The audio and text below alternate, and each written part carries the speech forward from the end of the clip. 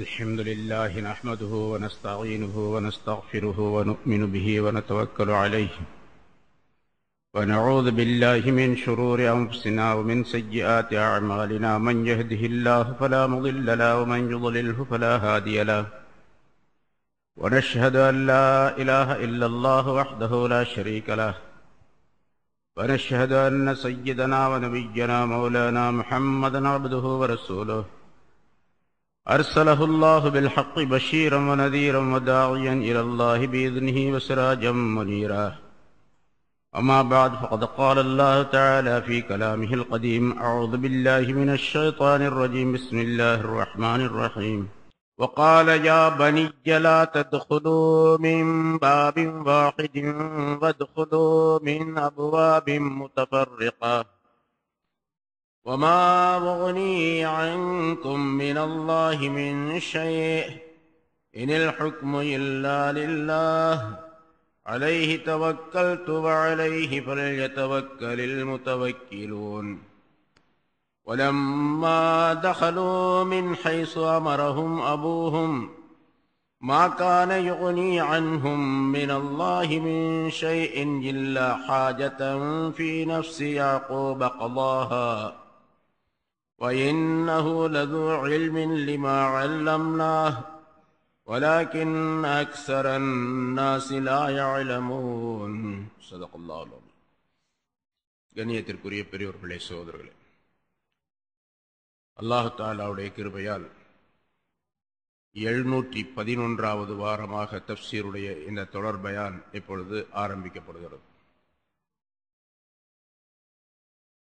சூரத்து யூசுப் என்ற அத்தியாயத்தினுடைய 66 ஆயத்துகள் இதற்கு முன்னால் விளக்கம் சொல்லப்பட்டுள்ளன. நபி யூசுப் அலைஹிஸ்ஸலாம் அவர்கள் சம்பந்தமாக அழகான வரலாற்றை அல்லாஹ் தஆலா இந்த அத்தியாயத்தின் ஆரம்பத்தில் இருந்து சொல்லிக் கொண்டு வருகின்றான். நபி யூசுப் அலைஹிஸ்ஸலாம் அவர்கள் எகிப்து நாட்டினுடைய அதிபதியாக நியமனம் செய்யப்பட்டு ஆரம்ப நேரத்திலே 7 ஆண்டுகள் மிக செழிப்பாக இருந்தன. அந்த செழிப்பான 7 ஆண்டுகளிலே அடுத்து வரக்கூடிய பஞ்சத்தினுடைய 7 ஆண்டுகளுக்கு தேவையான தானியங்களையும் உணவுப் பொருள்களையும் சேமித்து வைத்தார்கள். பஞ்சத்தினுடைய ஆண்டு வந்தது. மக்கள் பசியினாலும் பட்டினியினாலும் மிக துன்பப்பட்டார்கள். அரசரிடத்திலே முறையிட்டார்கள்.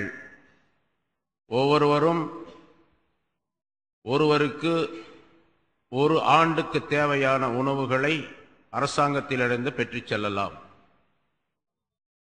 1 வருஷத்திற்கு ஒருவருக்கு தேவையான உணவு 1 ஒட்டகம் சுமக்கக்கூடிய அளவு என்பதாக நிர்ணயம் செய்யப்பட்டு அதற்குரிய தொகை வசூல் செய்யப்பட்டு தானியங்கள் தேவைப்பட்ட அளவுக்கு மக்களுக்கு வழங்கப்பட்டது. ஒவ்வொருவருக்கும் 1 ஒட்டகத்தினுடைய சுமை அளவு. அடுத்த ஆண்டுதான் அவருக்கு அடுத்த விநியோகம் செய்யப்படும். இந்த முறையிலே தானியங்களை பகிர்ந்து கொடுத்து கொண்டிருந்தார்கள். இந்த பஞ்சம் என்பது எகிப்து நாட்டினுடைய அந்த நகரத்தை மட்டுமல்லாமல் அக்கம்பக்கத்தில் இருந்த கிராமங்களையும் பாதித்தது. அப்படிப்பட்ட கிராமங்களிலே ஒன்றுதான் கன்ஆன் என்ற ஒரு ஊர். அந்த ஊரில்தான் நபி யூசுப் அலைஹிஸ்ஸலாம் அவருடைய குடும்பத்தினர் வசித்து வருகின்றார்கள். அவர்களையும் இந்த பஞ்சம் பீடித்தது. யூசுப் அலைஹிஸ்ஸலாத்துடைய தந்தை யாக்கூப் அலைஹிஸ்ஸலாம் அவர்கள் தங்களுடைய மக்களிடத்திலே, நீங்கள் எகிப்துக்கு சென்று அந்த அரசரிடத்திலே தானியம் பெற்று வாருங்கள், நம்மிடத்தில் இருக்கக்கூடிய கொஞ்சம் காசுகளை கொடுத்துவிட்டு என்பதாக சொன்னார்கள். அதே போன்று வந்தார்கள், தானியத்தை பெற்று சென்றார்கள். ஆனால் யூசுப் அலைஹிஸ்ஸலாம் அவர்கள் இவர்கள் தம்முடைய சகோதரர்கள் என்பதாக விளங்கிக் கொண்ட பொழுது விசாரணை செய்தார்கள். ஒரே ஒரு சகோதரரை மட்டும் நாங்கள் விட்டு வந்திருக்கின்றோம் என்பதாக சொன்னார்கள். யூசுப் அலைஹிஸ்ஸலாம் அவர்கள் தன்னுடைய சகோதரர் விடப்பட்டு விட்டார் என்ற காரணத்தினால் அவர் அழைத்து கொண்டு வரப்பட வேண்டும் என்பதற்காக வேண்டி ஒரு உபாயம் செய்தார்கள். யூசுப் அலைஹிஸ்ஸலாம் அவர்களுடன் பிறந்தவர் ஒரே ஒரு சகோதரர் புன்யாமீன் என்பவர். மற்ற சகோதரர்கள் எல்லாம் அவருடைய தந்தைக்கு இன்னொரு தாய் மூலமாக பிறந்தவர்கள் 10 பேர். ஆக 12 சகோதரர்கள் அவர்கள். இப்பொழுது 10 சகோதரர்கள் அங்கே வந்திருந்தார்கள். யூசுப் அலைஹிஸ்ஸலாம் அவரிடத்திலே புன்யாமீன் என்ற அந்த சகோதரரை அழைத்து வரவில்லை. யூசுப் அலைஹிஸ்ஸலாம் அவர்கள் சொன்னார்கள், இப்பொழுது உங்களுக்கு நான் தானியம் தருகின்றேன், உணவுப் பொருள்களை வழங்குகின்றேன். ஆனால் அடுத்த தடவை நீங்கள் வரும் பொழுது கண்டிப்பாக அந்த சகோதரரையும் கொண்டு வர வேண்டும், அழைத்து வர வேண்டும். அப்படி அழைத்து வரவில்லை என்று சொன்னால் உங்களுக்கு தானியம் கொடுக்க மாட்டேன் என்ற நிபந்தனையுடன் அவர்களுக்கு தானியம் வழங்கினார்கள். அத்தோடு மட்டுமல்லாமல் அவர்கள் கொண்டு வந்த சில காசுகளையும் அவர்களுடைய தானிய பொதிகளிலேயே மூட்டைகளிலேயே மறைத்து வைத்து எடுத்துச் செல்லுங்கள் என்பதாக சொன்னார்கள். வீட்டிலே போய் பார்த்தால் அந்த காசுகள் அதற்குள்ளே இருக்கின்றன. 2 விதமான கருத்துக்கள் சொல்லப்பட்டன. யூசுப் அலைஹிஸ்ஸலாம் அவர்கள் தங்களுடைய சகோதரர்கள் திரும்பி வர வேண்டும் என்பது நோக்கம். இவ்வளவு தயாளமாக அந்த அரசர் நடந்து கொண்டிருக்கின்றார், திரும்பவும் நாம் சென்றால் நமக்கு நிறைய தானியங்கள் கொடுப்பார் என்ற நினைப்பிலே அவர்கள் வர வேண்டும். அல்லது தெரியாமல் அறியாமல் அந்த வேலைக்காரர்கள் சேவகர்கள் இந்த காசுகளை நம்முடைய தானிய பொதிகளிலே வைத்து விட்டார்கள், இது அரசாங்கத்தினுடைய காசு, நாம் அதை வைத்துக் கொள்ளக்கூடாது, திரும்ப ஒப்படைத்து விட வேண்டும் என்ற எண்ணத்திலே அவர்கள் திரும்பி வரக்கூடும் என்ற எண்ணத்திலே அவர்கள் அதனை மறைத்து வைத்தார்கள் என்பதாகவும் 2 கருத்துகள் சொல்லப்பட்டன. சகோதரர்கள் தங்களுடைய தந்தை யாக்கூப் அலைஹிஸ்ஸலாம் அவர்களிடத்திலே வந்த பொழுது இந்த விவரங்களை எல்லாம் கூறினார்கள். அந்த அரசருடைய யூசுப் அலைஹிஸ்ஸலாம் அவர்களுடைய சகோதரர் என்று அவர்களுக்கு தெரியாது, அரசருடைய பண்புகளை எல்லாம் சொன்னார்கள். மிக நல்ல மனிதராக இருக்கின்றார், தயாள குணமுள்ளவராக இருக்கின்றார், அற்புதமான மனிதராக இருக்கின்றார் என்றெல்லாம் அவரை பற்றி புகழ்ந்தார்கள். சொல்லிவிட்டு சொன்னார்கள், நாங்கள் அடுத்த தடவை போவதாக இருந்தால் எங்களுடைய சகோதரர் தம்பியையும் புன்யாமீனையும் எங்களுடன் அனுப்பி வைக்க வேண்டும் என்பதாக. ஆனால் யாக்கூப் அலைஹிஸ்ஸலாம் அவர்கள் மறுத்தார்கள்.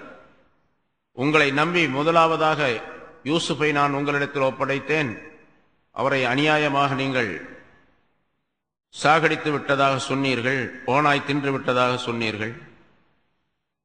இப்பொழுது உங்களை நம்பி திரும்பவும் என்னுடைய இந்த மகனையும் நான் அனுப்பி வைக்க முடியாது என்பதாக சொன்னார்கள். திரும்ப திரும்ப சகோதரர்கள் வற்புறுத்தி, நாங்கள் கண்டிப்பாக சகோதரரை பாதுகாத்து திரும்ப கொண்டு வருவோம், நாங்கள் உறுதியளிக்கின்றோம், இதற்கு மேல் நாங்கள் எதுவும் செய்ய முடியாது, நிச்சயமாக நீங்கள் எங்களுடன் அவரை அனுப்பத்தான் வேண்டும் என்பதாக கேட்டுக்கொண்டார்கள். ஹஜ்ரத் யாக்கூப் அலைஹிஸ்ஸலாம் அவர்கள் கடைசியாக அதனை ஒப்புக்கொண்டு அனுப்பி வைத்தார்கள். அனுப்பும் பொழுது அல்லாஹ் தஆலாவிடத்தில் பாதுகாப்பு தேடினார்கள். யூசுப் அலைஹிஸ்ஸலாம் அவர்களை அனுப்பும்போது அந்த பாதுகாப்பு வாசகத்தை அவர்கள் சொல்லவில்லை. ஓனாய் தின்றுவிடும் என்று நான் பயப்படுகின்றேன் என்று சொல்லி அனுப்பினார்கள். அதே போன்று அவர்கள் செய்து விட்டார்கள். இங்கே இரண்டாவது இந்த சகோதரரை புன்யாமீனை அனுப்பும் பொழுது சொன்னார்கள், அல்லாஹு ஹைருன் ஹாஃபிதன் வஹுவ அர்ஹமுர் ராஹிமீன். அல்லாஹு தஆலா சிறந்த பாதுகாப்பாளனாக இருக்கின்றான், அவன் இரக்கம் செய்யக்கூடியவர்களிலே அருள் செய்யக்கூடியவர்கள் எல்லாம் மிகப்பெரிய அருளாளனாக இருக்கின்றான் என்ற இந்த வாசகத்தை சொல்லி அனுப்பினார்கள்.